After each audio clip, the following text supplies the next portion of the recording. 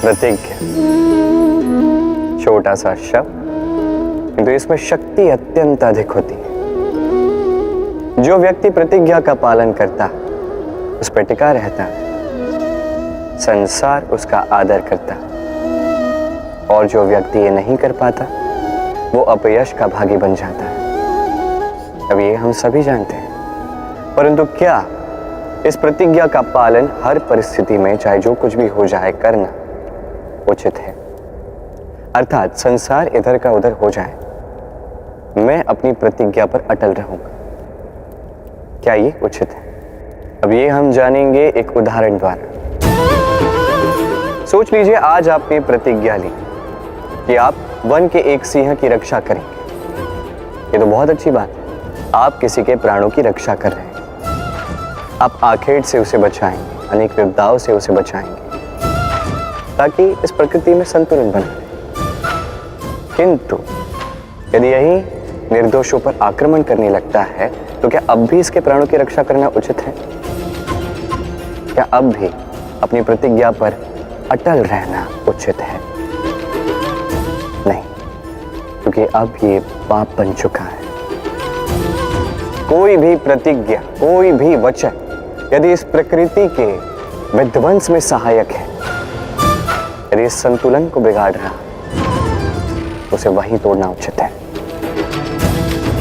और ये आपको सीखना होगा, समय के साथ आपको ढलना होगा, क्योंकि जो समय के साथ नहीं बदलता, ये प्रकृति उसका व्यक्तित्व बदल देती है। स्मरण रखें, वही वचन है, वही प्रतिज्ञा है जो इस संसार के हित में है। अन्यथा वो पाप है जिस पाप का दंड ये प्रकृति आपको अवश्य देगी। वर्णमाला का सबसे पहला अक्षर होता है क। कदाचित इसीलिए इस जीवन का, इस संसार का सबसे पहला और सबसे महत्वपूर्ण गुण है कर्म। अब ये कर्म क्या है? जन्म से लेके मृत्यु तक के इस जीवन काल में मनुष्य जो कुछ भी करता है, ये होते हैं उसके कर्म।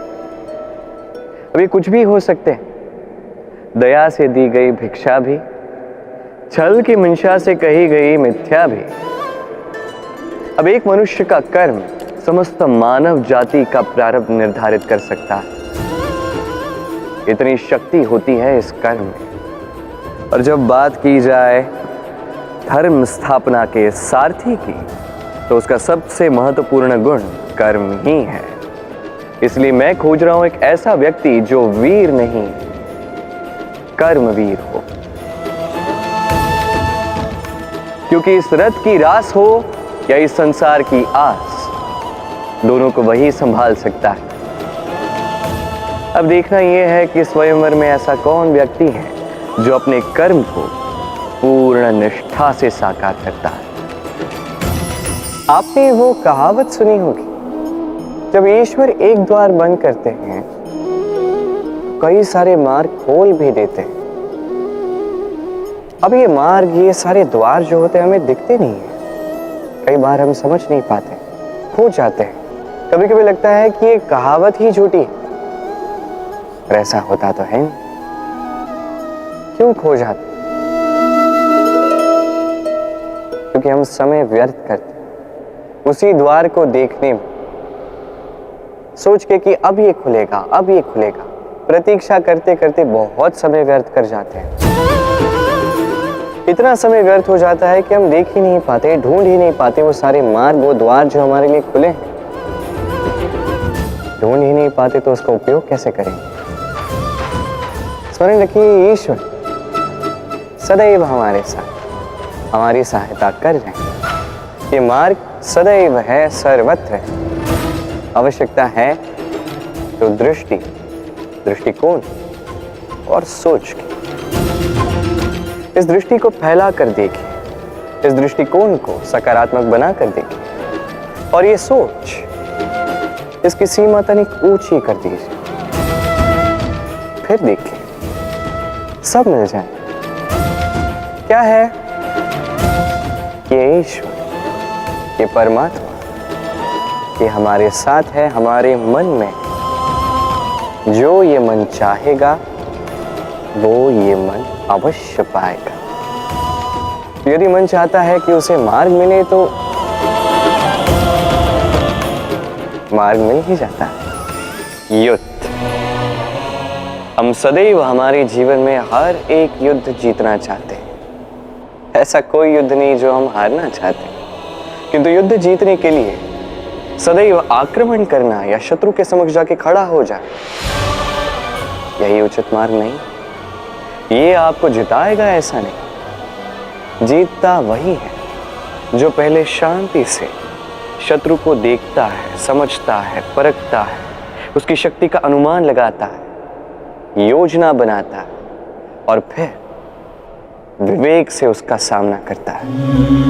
क्योंकि शत्रु कोई भी हो सकता है। शत्रु हो सकता है एक महायोद्धा, हो सकता है एक महारोग भी। यदि योद्धा हुआ तो उसका बल समझिए, उसकी कमियां समझिए। यदि रोग हुआ तो उसके फैलने का कारण समझिए और फिर उस कारण पर प्रहार कीजिए। रोग सिमटेगा और उसे परास्त करना अत्यंत सरल हो जाएगा। स्मरण रखिए, हर एक युद्ध सीमा पर नहीं लड़ा जाता। कुछ युद्ध ऐसे भी जिन्हें घर बैठकर जीता जा सकता है। स्वच्छता।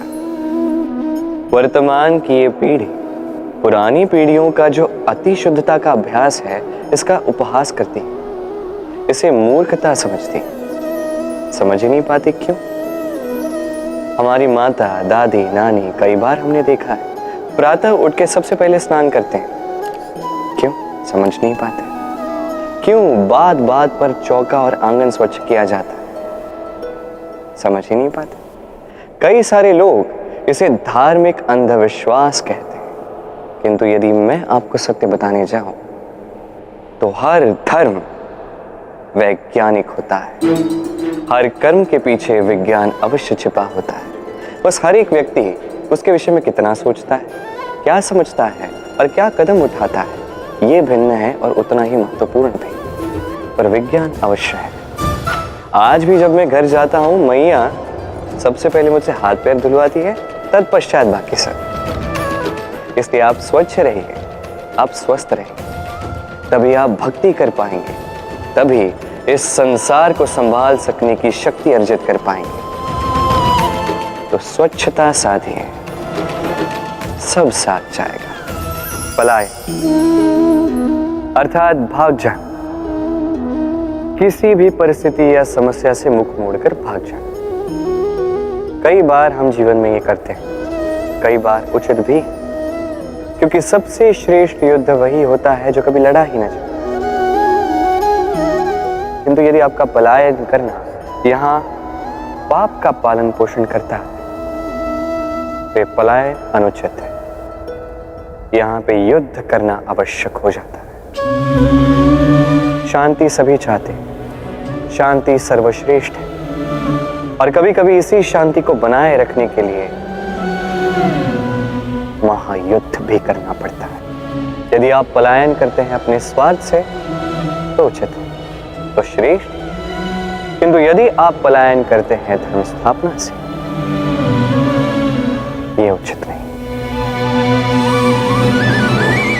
इस संसार के भाग्य के हित के लिए कई बार बिन बुलाए स्वयंवर में भी जाना पड़ता है, क्योंकि धर्म स्थापना का ये कार्य ये पलायन से नहीं, कर्म के पालन से होता है। तो पलायन कीजिए स्वार्थ से, कुकर्मों से, कुविचारों से, अहंकार से, और पालन कीजिए धर्म का, पालन कीजिए कर्म का। वंदे धर्म, वंदे कर्म। राधे राधे।